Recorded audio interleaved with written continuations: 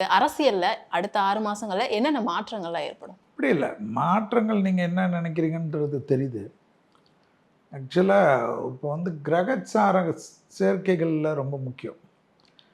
அதாவது என்னை பொறுத்தவரைக்கும் 14/10 வரைக்கும் நெறைய குழப்பங்கள் காணப்படும். அரசியல்ல கூட்டணிகள்ல நெறைய பாதிப்பு இருக்கும். ம்.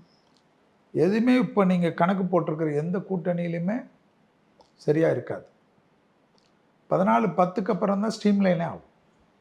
14/10க்குள்ள உண்மையா பயங்கர அடிதடியெல்லாம் இருக்கும்.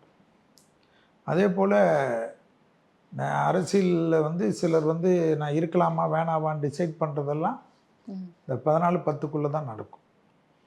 அதனால் இப்போ வந்து அவசரப்பட்டு, ஏன்னா எல்லாரும் நண்பர்கள் எனக்கு.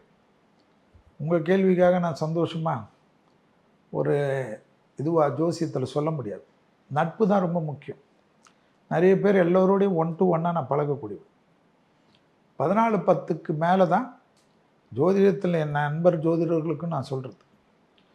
இப்போ வந்து டிஎம்கே ஆளுடைய கட்சி அதிகமாக அவங்களுக்கு வந்து எதிர்விளைகள் இருக்கும்.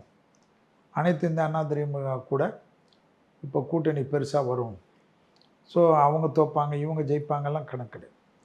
14/10க்கு மேலே கால்குலேஷன் போடுறது தான் ஜோதிடத்தில் அழகாக இருக்கும்.